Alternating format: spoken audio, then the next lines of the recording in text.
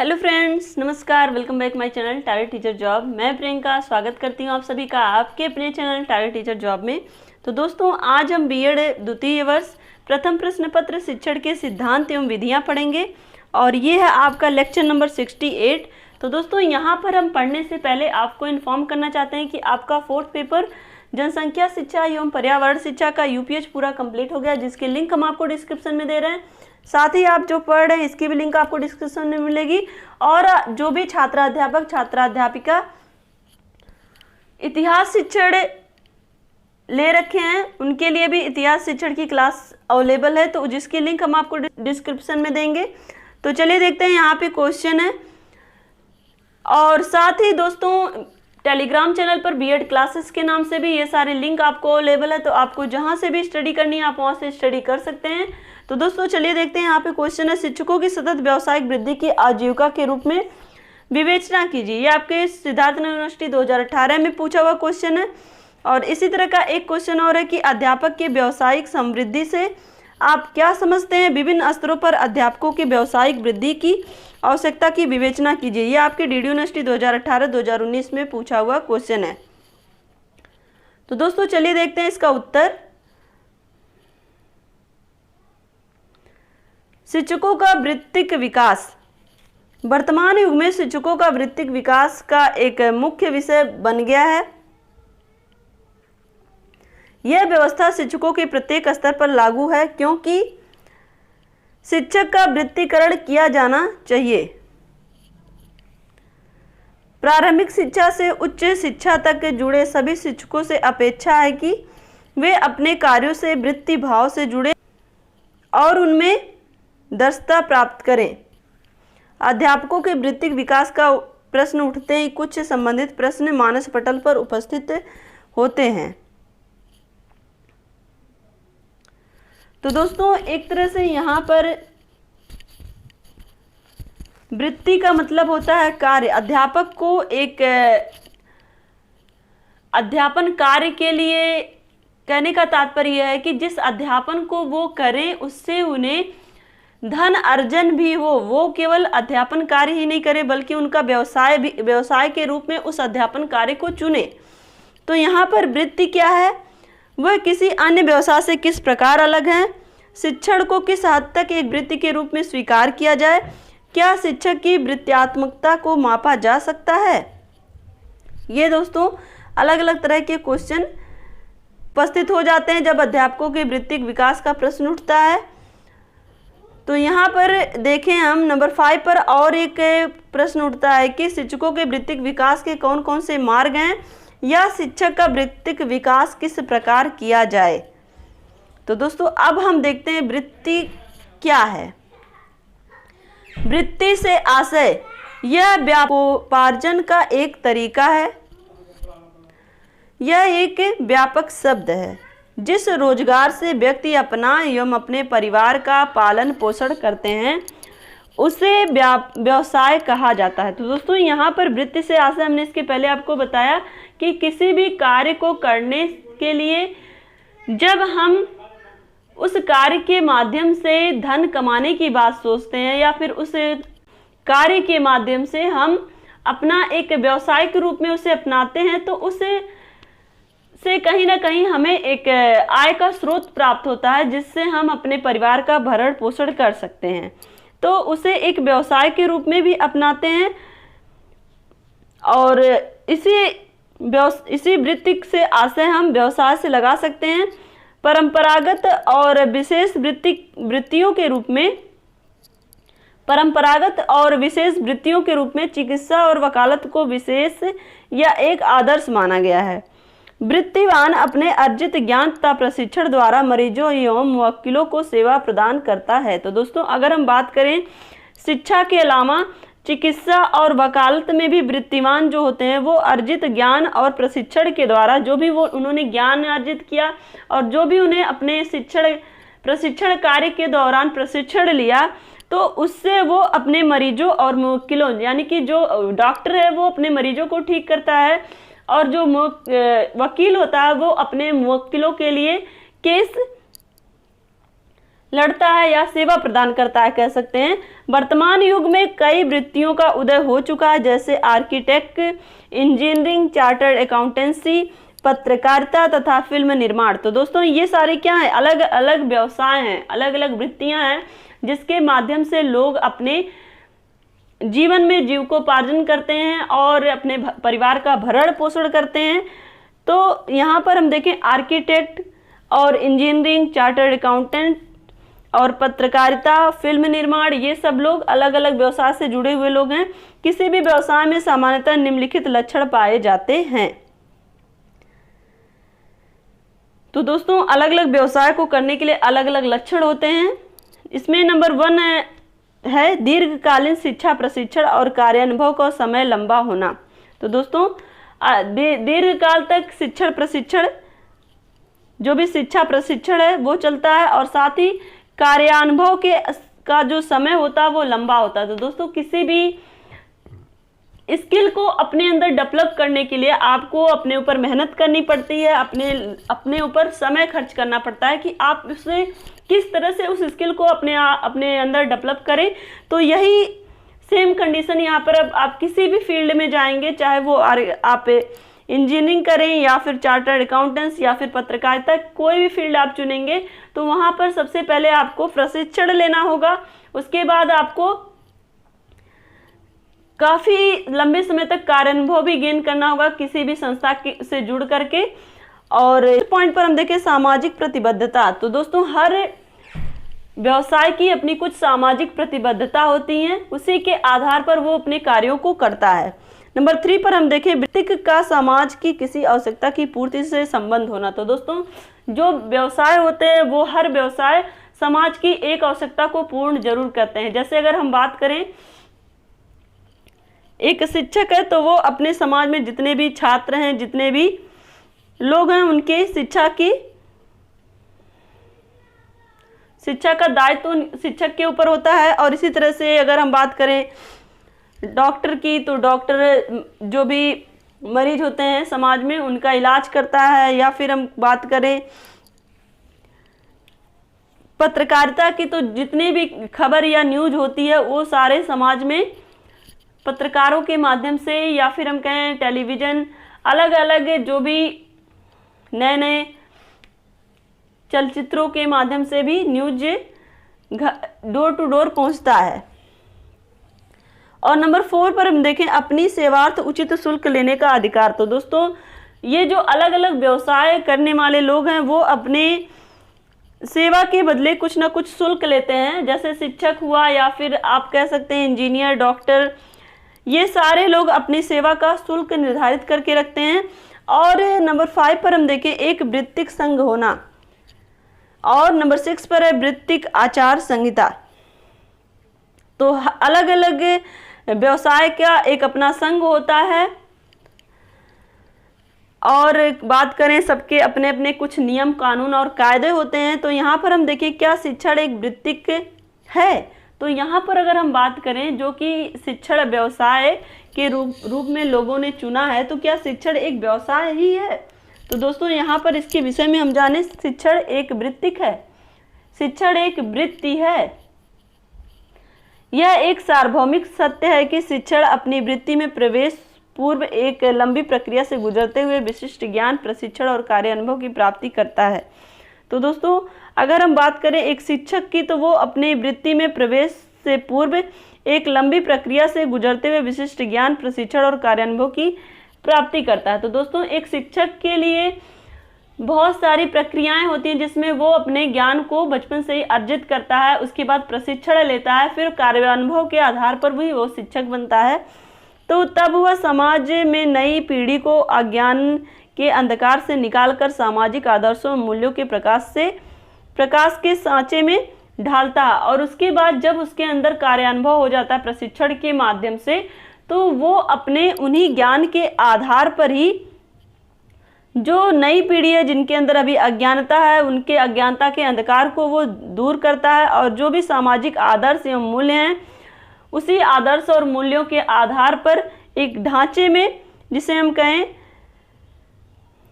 जो भी नई पीढ़ी है उसको ढालता है। यह व्यक्तिगत एवं सामाजिक दृष्टि से अत्यंत महत्वपूर्ण आवश्यकता की पूर्ति पर अपना दायित्व निभाता है। तो दोस्तों जो भी सामाजिक या व्यक्तिगत आवश्यकता होती है एक छात्र के लिए, शिक्षक के माध्यम से वो सारी पूर्ण की जाती है, क्योंकि शिक्षक का ये दायित्व है कि बालक का मानसिक विकास के साथ साथ उसका व्यक्तित्व विकास हो और उसका सर्वांगीण विकास भी हो। तो उसके लिए उसे सामाजिक रीति रिवाज से लेकर के जो भी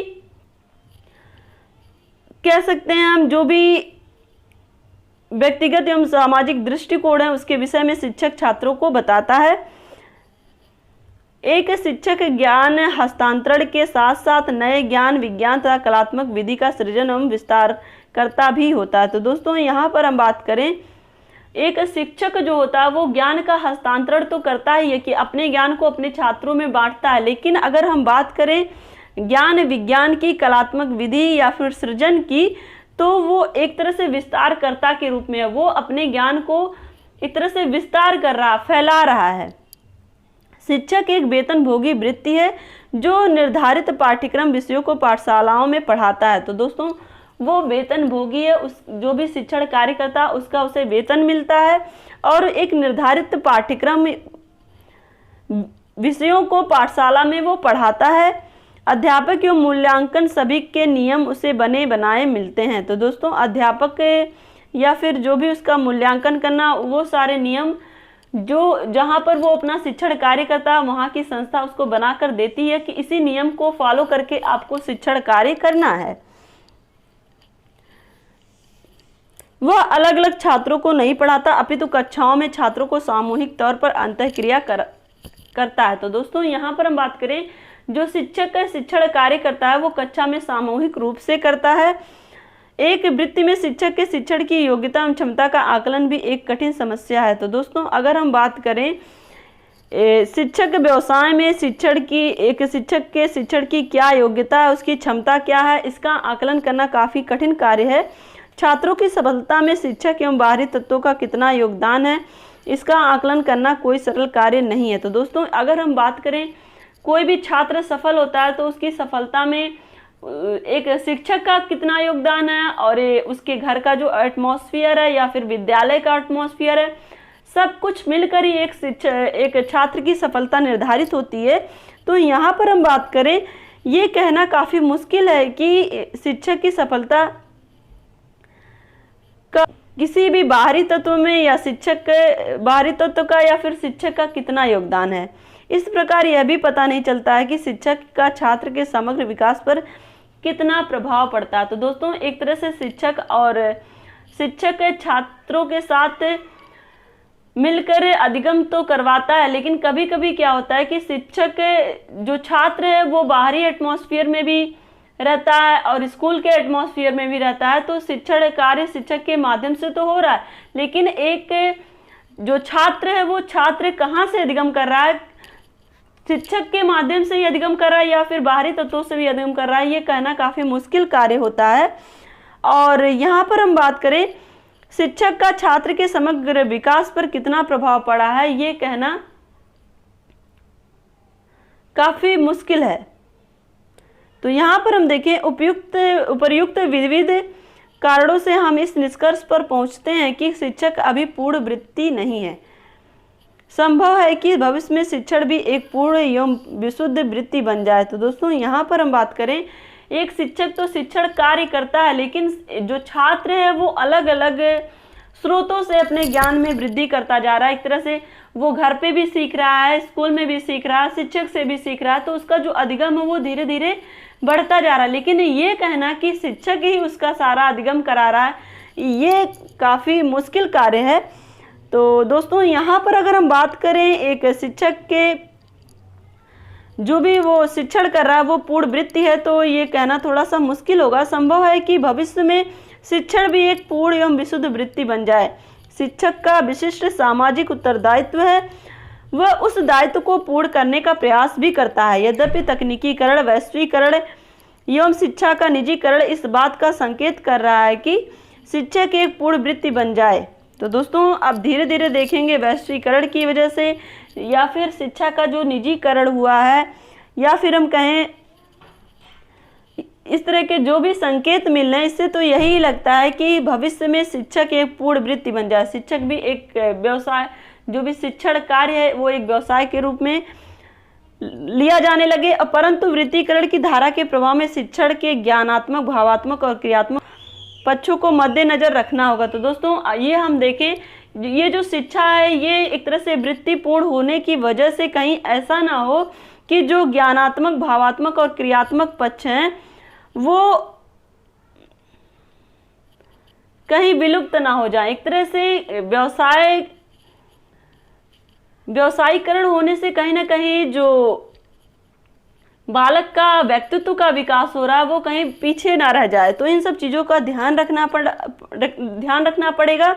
और छात्रों के सर्वांगीण विकास शिक्षक की वृत्ति है, इस पर भी शिक्षक को फोकस करना होगा। तो दोस्तों ऐसा नहीं है कि शिक्षक केवल अपने व्यवसाय के रूप में शिक्षण कार्य को करे, बल्कि उसे इस बात का भी, अपने इस उत्तरदायित्व को भी समझना होगा कि जो शिक्षण कार्य शिक्षक कर रहा है उसके माध्यम से उसे बालक का सर्वांगीण विकास भी करना है, उसके अंदर सामाजिक उत्तरदायित्व भी आने चाहिए, उसके अंदर वो सारे गुण विकसित होने चाहिए जो एक शिक्षक के माध्यम से छात्रों को सिखाए जाते हैं। अब हम देखते हैं अध्यापक के लिए व्यावसायिक आचार नीति।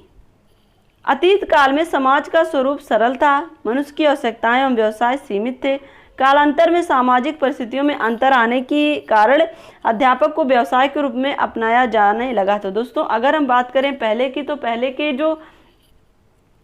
पहले का जो समाज था वो काफ़ी सरल था, लेकिन आज धीरे धीरे जब ज्ञान विज्ञान के माध्यम से समाज में जो परिवर्तन हो रहे हैं उसकी वजह से अध्यापक को एक व्यवसाय के रूप में अपनाया जाने लगा।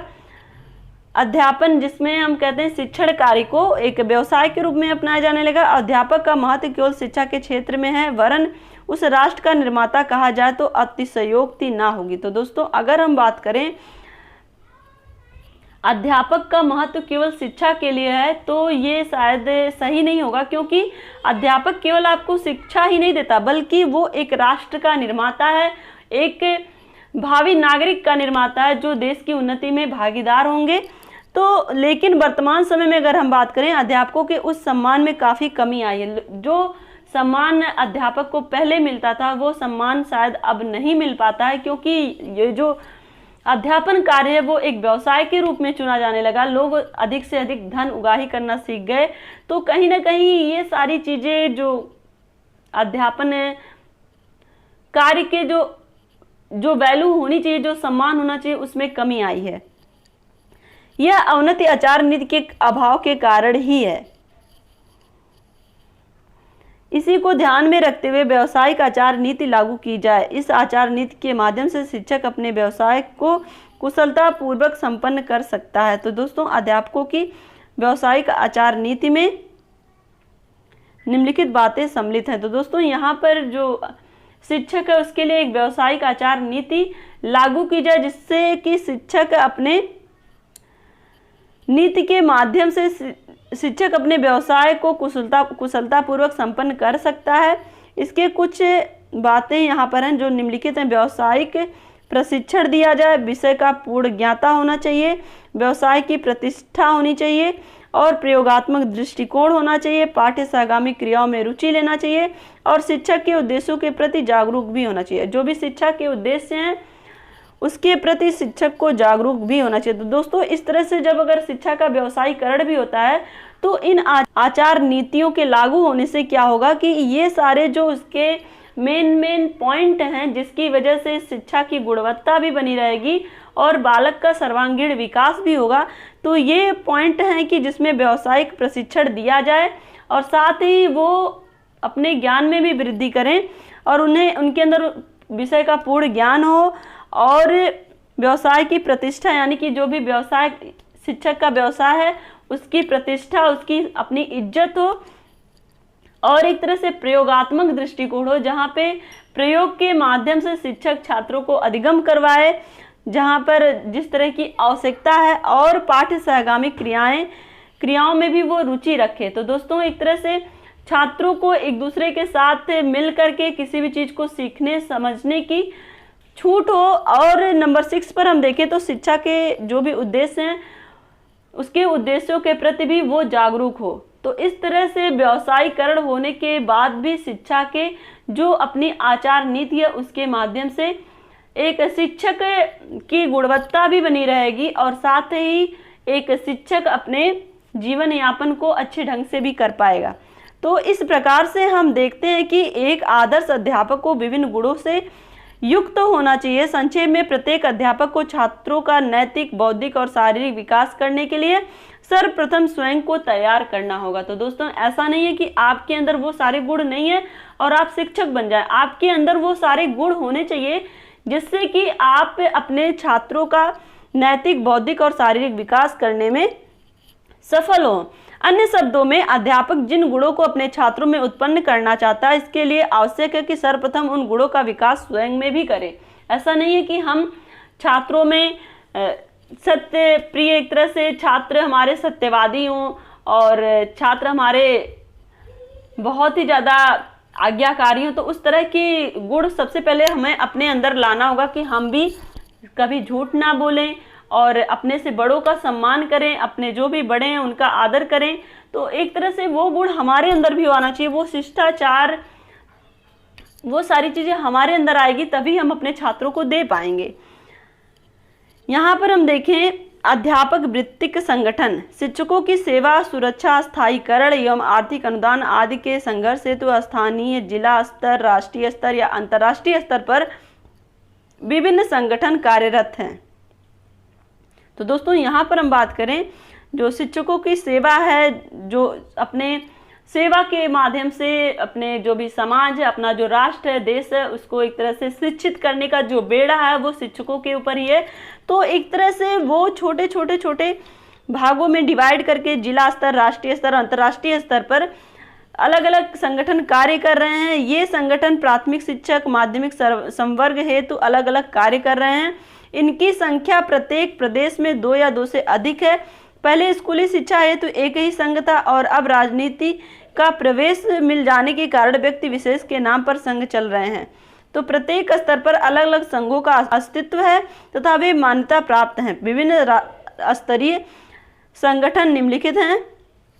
तो दोस्तों यहाँ पर हम देखें इस तरह से शिक्षकों का अपना एक संगठन है। तो यहाँ पर पहला राष्ट्रीय अध्यापक शिक्षा परिषद और दूसरा अध्यापक शिक्षा परिषद और तीसरा all India federation of research organisation. तो दोस्तों अलग अलग संगठनों के माध्यम से लोग जिला स्तर पर, राष्ट्रीय स्तर पर, अंतर्राष्ट्रीय स्तर पर, देश के स्तर पर, और यहाँ पर देखिए नंबर 4 पर है international association of research education. तो दोस्तों इस तरह से पूरे विश्व के लोगों के शिक्षक का एक संगठन है।